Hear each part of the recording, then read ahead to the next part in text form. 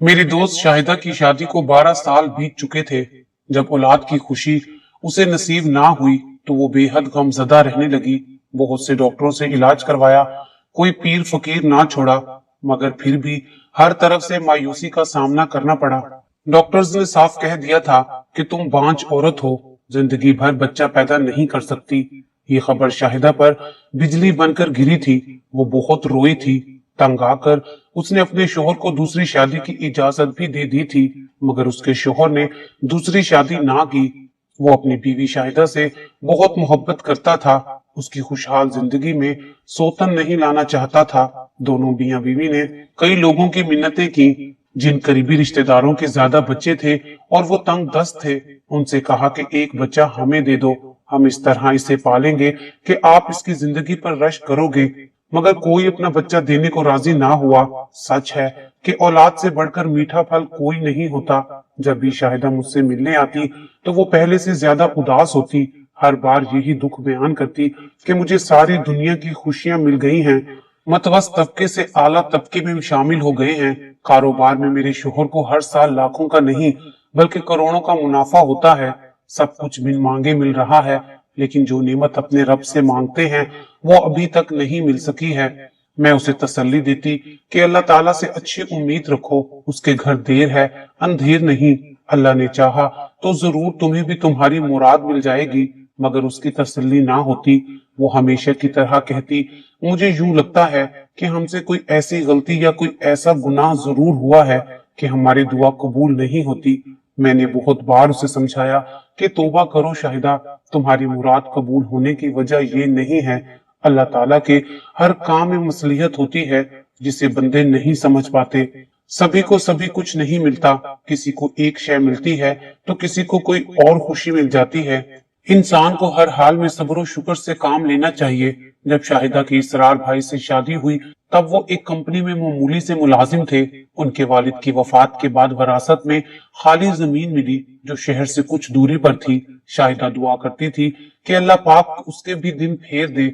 वालिदैन के घर बहुत गुर्बत देखी थी तो अब शोहर भी कुछ ज्यादा आसूदा हाल ना था। अल्लाह ताला ने उनकी दुआ सुन ली।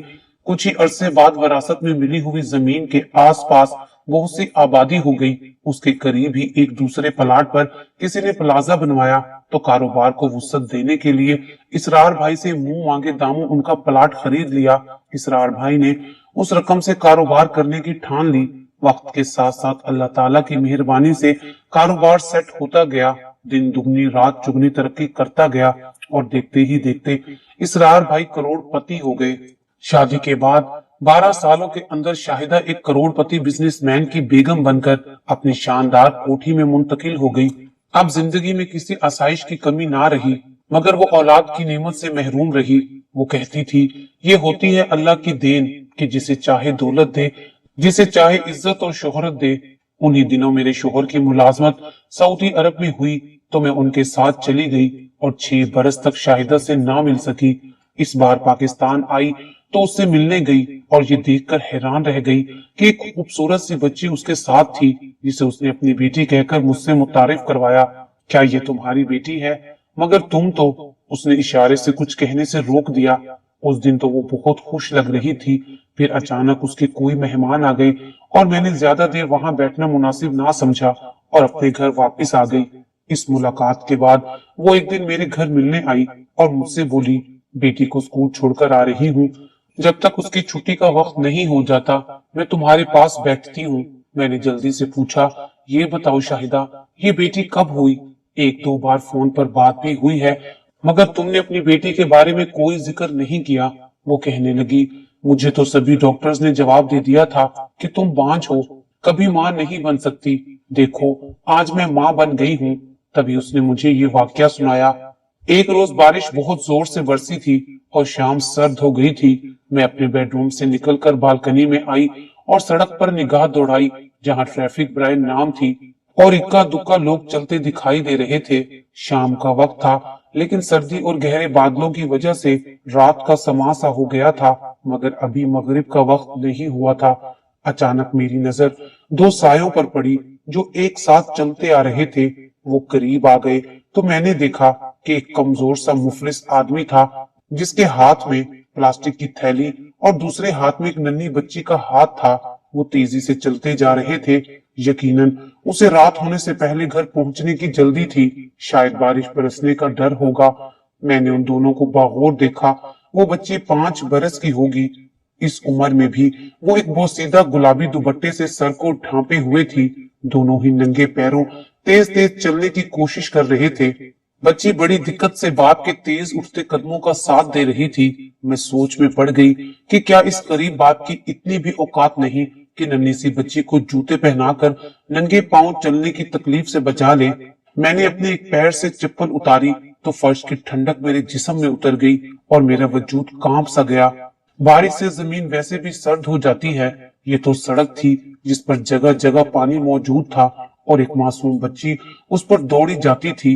उफ मेरे अल्लाह, मुझे ठंडक और ज्यादा महसूस होने लगी, मगर वो गर्दोपेश से बेखबर और इस नम आलूद फिजा से बेनियाज गीले कपड़ों में थी। मुझे झरझरी सी आ गई। एकदम मेरा दिमाग चकरा गया। मैं सोचने लगी क्या गुजर रही होगी इस बच्ची पर। मैंने अपने घर में झांका। इत्तफाक से इसरार उसी वक्त घर में दाखिल हो रहे थे और अपनी गाड़ी को गिराज में खड़ा करने जा रहे थे।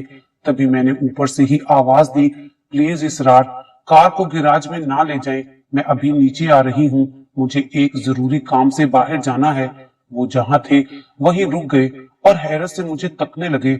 मैंने एक कंबल उठा लिया और अलमारी से 2 शालें निकालकर मैं दौड़ी और तेजी से सीढ़ियां उतरकर उनके पास पहुंच गई। क्या बात है, खैरियत तो है? इसरार ने घबरा कर मुझसे पूछा। कोई परेशानी वाली बात नहीं है, बस मुझे जरा सड़क तक जाना है। ये कहते हुए मैं गाड़ी में बैठ गई। उन्होंने फिर कोई सवाल ना किया और गाड़ी को सड़क पर ले आए। हाँ बोलो, किधर जाना है? बस सीधा चलिए। उन्होंने हुक्म की तामील की और दरमियानी रफ्तार से गाड़ी चलाते वहां पहुंच गए जहां वो गरीब बाप और बेटी पहुंचे थे। वो मुसलसल उसी रफ्तार से अपने सफर को जारी रखे हुए थे। जरा आगे जाकर वो दोनों एक गली में मुड़ गए जो दाएं जानिब कच्ची बस्ती की तरफ जाती थी। इसरार ने मेरी तरफ देखते हुए पूछा, क्या हुआ भाई, क्यों इनका पीछा करा रही हो? आगे गली खराब है, गाड़ी का जाना मुश्किल है। मैंने सामने देखते हुए जवाब दिया। इसरार, बारिश रुकी हुई है, आप गाड़ी को किसी मुनासिब जगह पार्क कर दें, मुझे इस आदमी से काम है। क्यों, क्या इसे पैसे देने हैं क्या? यकीनन तुम्हें इसकी गुर्बत पर तरस आ गया होगा। हाँ, आप देख तो रहे हैं कि कितनी सर्दी पड़ रही है और वो नन्ही सी बच्ची बगैर गर्म कपड़े पहने नंगे पांव चलती जा रही है, तो उसकी फिक्र उसके बाप को होनी चाहिए। तुम्हें क्या परेशानी है? इतने में हम उनके बिल्कुल नजदीक पहुंच गए थे। मैंने आवाज देकर उस आदमी को रोकना चाहा। वो जरा सा ठटका और मुड़कर हमें देखा, इस बेयकीनी से कि हमने उसे नहीं किसी और को पुकारा हो। मैंने इशारा किया, इधर आओ। वो करीब आया तो मैंने कार का शीशा नीचे किया और सर निकाल कर कहा, भाई, इतनी सर्दी में बच्ची को तुमने गर्म कपड़े क्यों नहीं पहनाए? ये बीमार भी तो पड़ सकती है। वो बड़ी मासूमियत से बोला, सुबह जब हम घर से निकले थे तो उस वक्त इतनी सर्दी नहीं थी। घर कहाँ है तुम्हारा? वो सामने वाली आबादी में उसने इशारा किया और आगे बढ़ गया, जिससे मुझे अंदाजा हुआ कि वो गरीब जरूर है मगर भिखारी नहीं है। जरा उसके पीछे उसके घर तक चलिए। मैंने इसरार से कहा, अरे पागल हो गई हो तुम? कोई मजदूर लग रहा है, भिखारी नहीं है और अपने घर जा रहा है तो उसे जाने दो। मैं इस बच्ची के लिए कुछ रकम देना चाहती हूँ ताकि वो इसके लिए कुछ गर्म कपड़े और जूते ही खरीद सके। मेरे पुख्ता इरादे को भांप कर इसरार ने आगे मैदान में गाड़ी रोक दी और बोले, उतरो, आगे गाड़ी नहीं जा सकती। मैं पर्स और शालों समेत उतर गई और इसरार से कहा कि प्लीज वो कंबल तुम उठा लो जो मैं अपने साथ ले आई हूँ। हम मियाँ बीवी कुछ दूर उनके ताकुब में चले कि कच्ची आबादी में पहुंच गए। वो एक करीबी मकान में चले गए और मैं उनके पीछे उनके घर में दाखिल हो गई। इसरार दरवाजे पर रुक गए।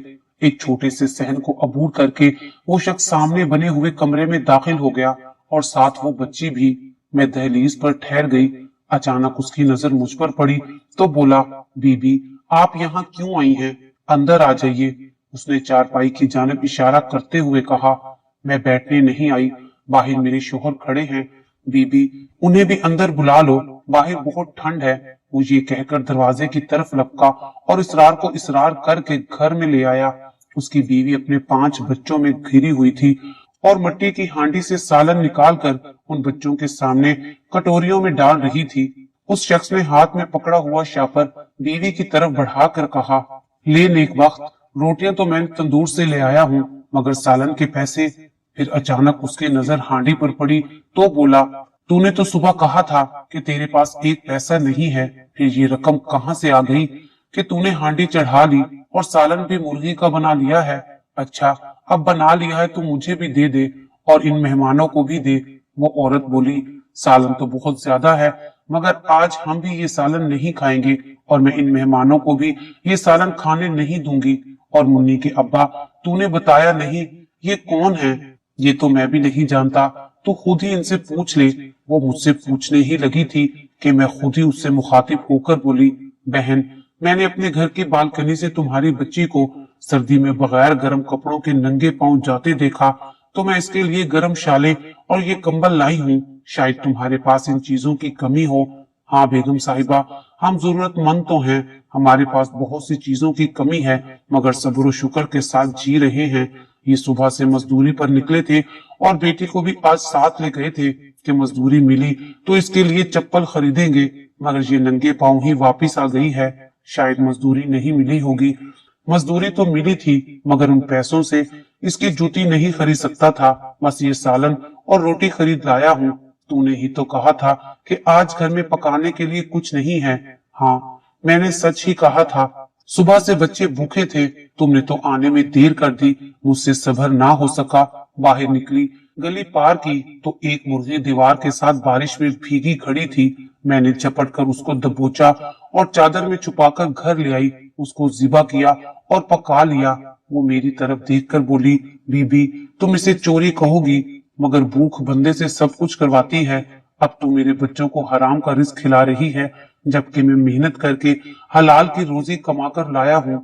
तुमने बहुत देर कर दी थी, बच्चों से सब्र नहीं हो रहा था। मैं क्या करती, कहाँ से खाना लेकर आती? हमारे पड़ोसी भी तो गरीब हैं, फिर कौन रोज किसी को उधार देता है? अरे नेक वक्त, हम आ तो जल्दी जाते, मगर बारिश हो गई तो इससे बचने के लिए एक दुकान के छज्जे तले बैठ गए थे, मगर तू बेसब्री करती है, जरा सा भी सब्र ना किया। सब्र की भी एक हद होती है। वो दोनों हमारी मौजूदगी से बेनियाज आपस में उलझ पड़े थे। मर्द का कहना था कि जो खाना उसकी बीवी ने बनाया है वो हलाल नहीं है और बीवी मजबूरी जाहिर कर रही थी। उसने कहा कि तभी तो मैंने इन मेहमानों को नहीं दिया है, वरना सालन तो है हांडी में। सोचा कि बच्चों की मजबूरी है, वो भूख से रो रो कर हलकान हुए जा रहे थे, मगर ये सालन ना मैं खुद खाऊंगी और ना ही तुम्हें दूंगी और ना ही इन मेहमानों को। मियाँ बीवी की गुफ्तगू हमारी आंखें खोल देने के लिए काफी थी। मेरे मियाँ ने उनसे कहा, हम बे औलाद हैं और तुमसे गुर्बत की वजह से इनको पेट भरकर खाना भी नहीं दिया जाता। क्या ऐसा हो सकता है कि तुम हमें अपना एक बच्चा गोद दे दो और उसके बदले हम तुम्हारे बाकी बच्चों के लिए हर माह राशन दे दिया करेंगे? देखो, ये सौदा महंगा नहीं है। मेरे शोहर का बहुत बड़ा कारोबार है, दुनिया की हर आसाइश हमारे घर में मौजूद है। तुम्हारी बेटी को किसी शय की कमी नहीं होने दूंगी। दोनों मियाँ बीवी ने आंखों ही आंखों में एक दूसरे को देखा और फिर वो औरत बोली, बीबी जी, पहले अपना घर दिखाओ, बच्चे की बात बाद में करेंगे। मैंने उन्हें कंबल, शालें और कुछ रकम दी और कहा, अच्छा तैयार रहना, मैं कल आऊंगी। अगले रोज मौसम बेहतर हो गया तो मैं उस मजदूर के घर गई। उसकी बीवी मेरे साथ आ गई, मेरा घर देखा और बोली, मुझे काम पर रख लो, मैं तुम्हारे घर में मुलाजमा बनना चाहती हूँ। बच्ची के बारे में बाद में बात कर लेंगे। ठीक है, मैंने कहा, क्या नाम है तुम्हारा? उसने कहा, जुलेखा। जुलेखा, तुम कल से काम पर आ जाना। जी आ जाऊंगी, मगर 4 घंटे से ज्यादा वक्त नहीं दे सकती, मेरे बच्चे घर में अकेले होंगे। ठीक है जुलेखा, जैसे तुम्हारा दिल करे, मुझे कोई एतराज नहीं है। यूं वो रोजाना सुबह 10 बजे हमारे घर आ जाती और 2 बजे किचन का काम निपटा कर वापिस अपने घर लौट जाती। मैं बाकायदगी से खाना उसे देती और कहती कि अपने बच्चों को खिला देना। जुलेखा रोज आती और हर काम ठीक से करती। 2 माह उसने हमारे घर काम किया और फिर उसने अपनी बच्ची को मुझे सौंपने का फैसला कर लिया, जिसे मैंने बाप के साथ सड़क पर जाते देखा था। बच्ची वो 2 माह तक अपने साथ लाती रही थी, जिसका नाम रेहाना था, और वो उन 2 माह में मेरे घर और मुझसे अच्छी तरह मानूस हो चुकी थी। मियाँ बीवी ने रेहाना को हमारे सुपुर्द कर दिया। फिर उन दोनों मियाँ बीवी ने हमसे वादा लिया कि हम इस बच्चे की परवरिश सके माँ बाप की तरह करेंगे, इसे कोई दुख कोई तकलीफ नहीं पहुंचाएंगे, इसे खूब पढ़ाएंगे और जब ये बड़ी हो जाएगी तो इसकी शादी भी देखभाल कर किसी अच्छे घराने में करेंगे। हमें उनकी सब शर्तें मंजूर थीं। फिर उन्होंने अपनी बच्ची हमारे हवाले कर दी और कहा कि आज से इस बच्ची के वालिदैन आप हैं। बच्ची पहले भी रोजाना माँ के साथ मेरे घर आती थी, इसलिए बच्ची आराम से मेरे साथ रहने लगी। उसकी रंगत गोरी थी, बस खुराक की कमी थी। हम मियाँ बीवी ने बच्ची को बहुत ही प्यार से पाला, अच्छी खुराक दी। बच्ची का रंग रूप भी निकल आया और आंखें रोशन हो गईं, जैसे दो चमकते सितारे हों। रेहाना के बाल सुनहरी थे और आंखें नीली, रंगत भी तरोताजा गुलाब जैसी थी। वो उम्दा और खूबसूरत लिबास में किसी अमीर घर की बच्ची नजर आने लगी। शाहिदा ने पहले उसे घर में खुद पढ़ाया और फिर स्कूल में दाखिल करा दिया और फिर मुझसे बोली, अल्लाह ताला ने मुझे एक बेटी अता कर दी तो उसकी शुक्रगुजारी इस तरह हमने की कि रेहाना के वालिदैन का घर कच्चा था मगर अपना था। हमने उन्हें वो मकान गिराकर उसी जगह एक नया मकान बनवा दिया, जिसमें 2 पक्के कमरे, किचन और वॉशरूम शामिल है। घर में नए पंखे लगवा दिए और पानी का इंतजाम नलों के जरिए करा दिया। बच्ची को देने के 1 माह बाद जुलेखा ने मेरा काम छोड़ दिया था, मगर बच्ची को देखने कभी कभार आ जाती थी। कहती है रफ्ता रफ्ता आना तर्क कर देगी ताकि रेहाना आपको अपनी माँ समझने लगे। रोज रोज मिलने आऊंगी तो वो मेरी आस रखेगी और आपकी नहीं बन पाएगी। और फिर उसने ऐसा ही किया। रेहाना अब मुकम्मल तौर पर मुझे अपना चुकी है। वो मुझे अम्मी और इसरार को बाबा बुलाती है। वो हमारे साथ बहुत खुश है और हम भी उसको पाकर बहुत खुश हैं। हमारी तो दुनिया ही बदल गई है, ऐसे लगता है हमें दुनिया में ही जन्नत मिल गई हो। रेहाना बहुत अच्छी बच्ची है, उसके माँ बाप सुकून से हैं। कभी कभी मिलने आ जाते हैं मगर कभी एक दिन के लिए भी उसे अपने साथ नहीं ले गए। इसरार उनकी काफी माली इमदाद करते हैं, जिससे उनके दिन फिर गए हैं। रेहाना के बाप ने मजदूरी छोड़ दी है और अपने मोहल्ले में ही करियाने की दुकान खोल ली है। अल्लाह ताला उनको नेकी का अजर दे और तुम्हें भी। मैंने शाहिदा से कहा तो उसके लबों पर मुस्कुराहट फैल गई। वो बोली, बातों बातों में वक्त का पता ही नहीं चला। रेहाना के स्कूल की छुट्टी का वक्त हो गया है, मैं अब चलती हूँ। वो ये कहकर चली गई।